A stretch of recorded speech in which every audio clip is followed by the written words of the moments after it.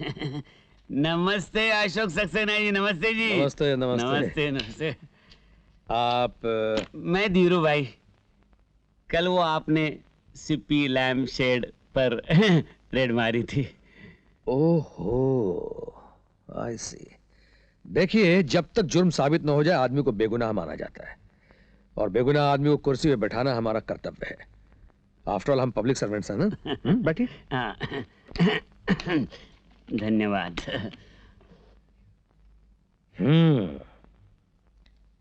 तो आप Sippy lamp shades के मालिक हैं? अरे नहीं नहीं अशोक जी, आप तो मेरा मजाक उड़ा रहे हैं। मैं तो देशभक्त आदमी हूँ। क्या है, हमारे पिताजी को देशभक्ति का बड़ा शौक था। कई बार जेल यात्रा की उन्होंने। कहने का मतलब ये है कि ये जो देशभक्ति है मुझे विरासत में मिली है। अब भला मुझे उनसे क्या लेना देना। और ये जो स्टोर के मालिक है ना सिप्पी सेठ, वो मेरी पत्नी के सौतेले भाई हैं। दूर का साला है, अमेरिका में रह रहा है 4 साल से, यूनाइटेड स्टेट्स ऑफ अमेरिका। और आपने जो आदमी पकड़े हैं ना, वो तो बेचारे नौकर हैं बेकसूर। माल कहाँ से आता है वो भी उनको पता नहीं है। ओहो, फिर तो मुझसे बड़ी भारी गलती हो गई। यही तो बोला मैंने अपने वकील साहब से। मिस्टर अशोक सक्सेना पुरानी मिट्टी के बने हैं।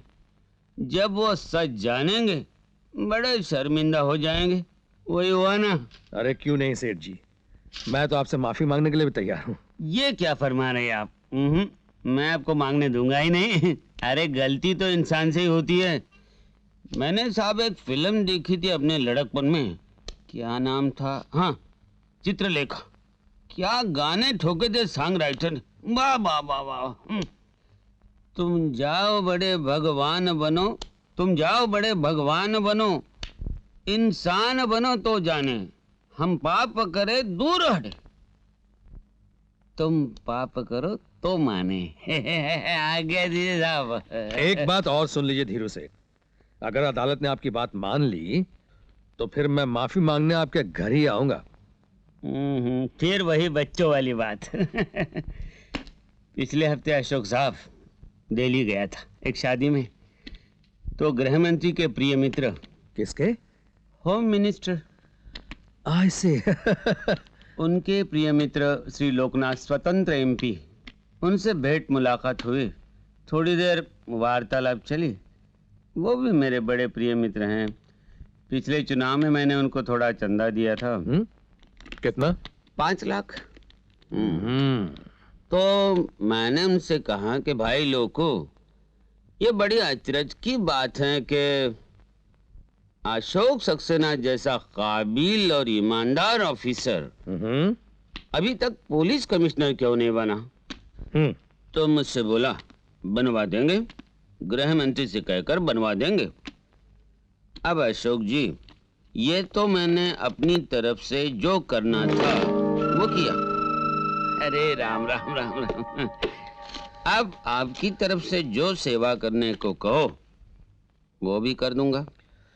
धीरू सेठ, वो क्या नाम बताया था आपने, वो दिल्ली वाला? लोकनाथ। हाँ, लोकनाथ स्वतंत्र एमपी। आप उनको मेरी तरफ से एक मैसेज दे दीजिएगा। हाँ बिल्कुल बिल्कुल। और आप भी गौर से सुन लीजिए, मैं बिकाऊ नहीं हूं और ना ही दिल्ली के कनेक्शन का मुझ पे कोई रोक पड़ता है। आपको जो कुछ भी कहना हो श्रीमान जी कोर्ट में कहिएगा, और अब आप जा सकते हैं। आउट। अदालत में भी आदमी ही काम करते हैं श्रीमान अशोक सक्सेना जी। और आप जिस कुर्सी पे बैठे हो, ये कुर्सी भी कोई देवताओं के लिए नहीं बनी है, आदमी के वास्ते है। कहने का मतलब यह है आदमी बनो, गलती करना सीखो, नहीं तो कुर्सी है सरक जाएगी। नेताजी, उसने तो धीरू भाई से रिश्वत लेने से इनकार कर दिया है। आप हंस रहे हैं? हाँ, अपने आप पर हंस रहा हूं, लेकिन इस हंसी का मतलब तुम नहीं समझोगे। तो जाने दीजिए, आप किसी भी हालत में उसका कहीं और ट्रांसफर करवा दीजिए। ट्रांसफर कराने से क्या होगा? एक तो होगा भी नहीं, अगर हो भी जाए तो जहां जाएगा वहां के शरीफ लोगों को परेशान करेगा। तो क्या करें? हर आदमी में कोई ना कोई कमजोरी होती है सिप्पी। जैसे दान और दया करण की कमजोरी थी, उसी में मारा गया। अशोक की 2 कमजोरियां हैं। उसकी पहली कमजोरी है उसकी पत्नी शोभा। तो फिर क्या किया जाए? उसकी इस कमजोरी की गली में घुसकर देखो जरा। जय हिंद। जय हिंद। क्या बा? डाडो सुठो। वरी नेताजी कह रहे हैं कि उस खाकी वर्दी वाले की 2 कमजोरियां हैं। पहली कमजोरी है उसकी धर्म की पत्नी शोभा।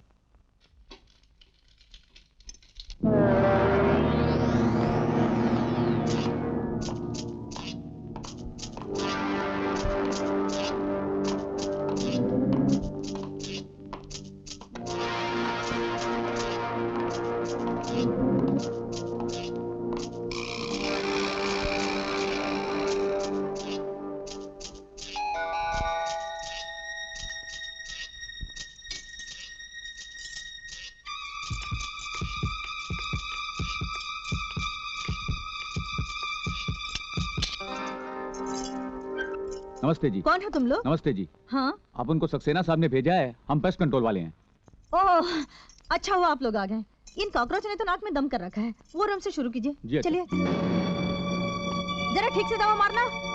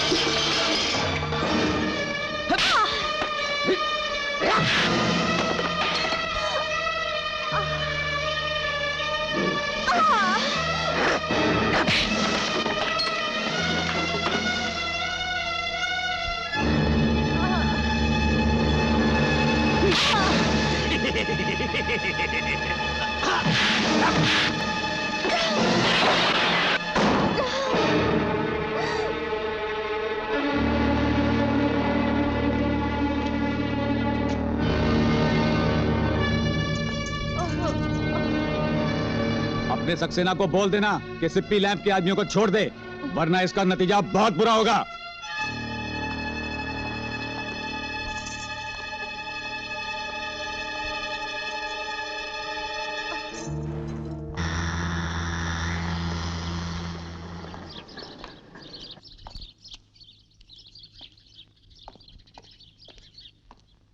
भाभी, भाभी, अरे ओ भाभी। राजू,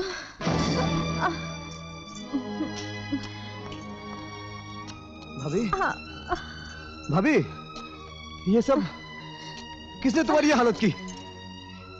तुमने उन लोगों को बाहर जाते हुए देखा होगा ना? हाँ?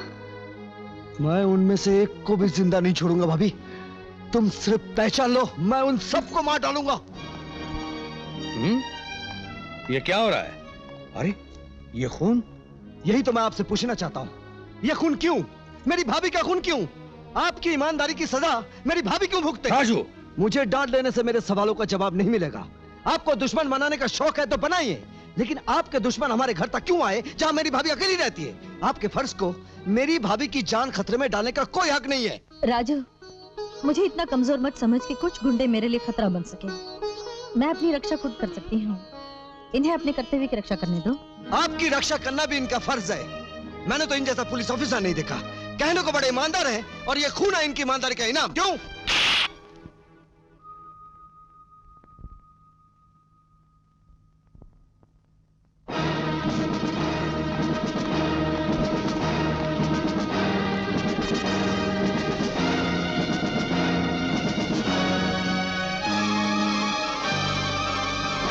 इन तीनों को लेकर आओ। चलो बाहर निकलो।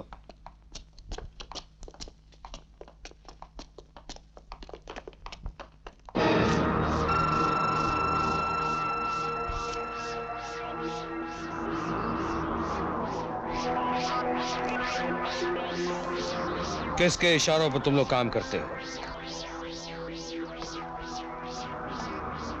कौन थे वो लोग जिन्होंने मेरे घर पे हमला किया?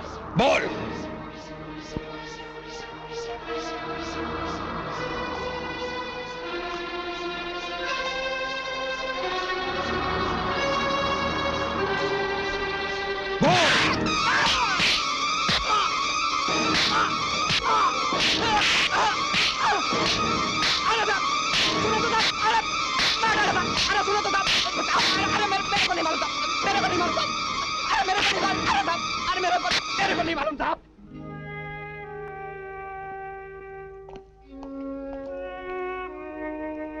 खाना सामने रखा और तुम अब तक खा नहीं रहे हो, क्यों? ये खाना राजू का है। राजू? राजू ने अब तक खाना नहीं खाया? वो खा लेते तो मैं यहाँ क्यों बैठी रहती? कह रहा था थप्पड़ से ही पेट भर गया। हो, यानी कि उसकी बेहूदगी पे मैं उसे मार भी नहीं सकता। मैं उसका बड़ा भाई हूं। ये भी कह रहा था आज पहली बार पिताजी बहुत याद आ रहे हैं।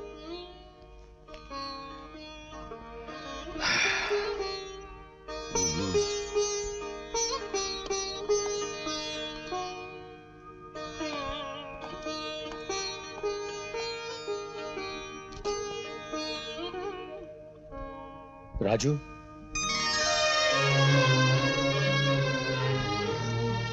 भैया आप गुस्से में की हुई बातों का इतना बुरा मान गया तू? अरे कभी बड़े भाई से भी गलती हो सकती है। एक वक्त की रोटी नहीं खाकर तू मुझे सारी उम्र की भूख दे रहा है। भैया ले तोड़ दे इस हाथ को जो तुझ पे उठा। तोड़ दे इसे जिसने बाबूजी के दिए हुए वचन को तोड़ दिया। राजू मुझे माफ कर दे। कहे तो मैं तेरे। भैया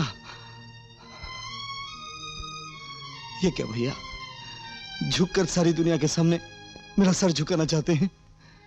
बड़ों की मार तो नसीब वालों को मिलती है। मैंने जो आपका अपमान किया था उसी की सजा अपने आप को दे रहा हूं। चला खाना खा ले। और ये देख अचार और पिनिया हैं, अकेले ही खाना। ऐसा ना हो कि दोस्त लोगों को एक ही दिन में चटा दे। हाँ नहीं चटाऊंगा भाभी। अपने खाने पीने का ख्याल रखना। रखूंगा भाभी। और सुनो, पढ़ाई की धुन में ज्यादा देर तक मत जागना। 10 साढ़े 10 बजे तक सो जाया करना। हाँ सो जाऊंगा भाभी। अरे भाई वो मुट्ठी वाली चीज भी इसे दे दो ना। मैं अपनी नजर उधर कर देता हूँ दूसरी तरफ। ये ले। अच्छा भाभी। अच्छा भैया।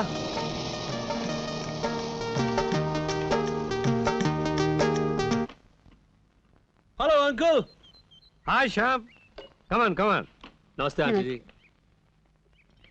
Like to have a gimlet? Oh no, thank you. No, thank you. अरे come on, it's a holiday. Have it. और soda. Thank you. Uncle Renu कहाँ है? मेरे ख्याल से शॉपिंग पे गई है। क्यों भाई, कोई जरूरी है कि जब भी तुम हमारे घर में आओ रेनू से ही मिलने आओ? अरे हम मियाँ बीवी भी तो तुम्हारी डैडी की कंस्टिट्यूएंसी में वोटर्स हैं। अंकल आपने पॉलिटिक्स की बात निकाली है तो ये बताइए सोशलिज्म के बारे में आपकी क्या राय है? सोशलिज्म मेरे ख्याल से तकरीर के लिए, भाषण के लिए अच्छा है। तो अंकल ये बात रेनू को भी समझा दीजिए ना। चुनाव के टाइम पे तो डैडी भी झोपड़पट्टी का चक्कर लगाया करते हैं, मगर सोशल लाइफ में अपने ही सोशल स्टेटस के लोगों से मिलना जुलना चाहिए ना। मगर वो महात्मा गांधी बने हरिजन बस्ती का डेरा जमाए हुए। हरिजन बस्ती? नॉट एक्चुअली आंटी, ये तो सिर्फ बात कहने का तरीका था। मिसाल के तौर पे वो मुझसे तो कतरा जाएगी, लेकिन राजेश जैसे एरो गैरों से मिलना उसके लिए।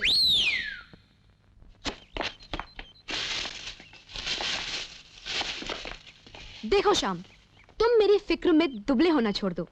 रही बात कि मैं एरे गहरे लोगों के साथ मिलती हूं, तो मगर बेटे। जस्ट अ सेकंड पापा, मेरी बात अभी खत्म नहीं हुई। मिस्टर श्याम, मैं एरे गहरे लोगों के साथ नहीं मिलती, मैं सिर्फ शरीफ लोगों के साथ मिलती हूँ। अगर आपको मेरी बात का बुरा लगा तो आई एम सॉरी, लेकिन मिलना बराबरी वालों के साथ ही चाहिए।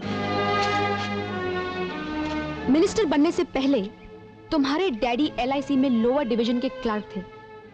तब तो सोशली स्पीकिंग तुम भी इस लायक नहीं कि तुमसे मिला जाए। And for your kind information, Rajesh का भाई असिस्टेंट कमिश्नर ऑफ पुलिस है और उसके डैडी IG थे। वो एक बड़े आदमियों के खानदान से है मिस्टर श्याम। बाय।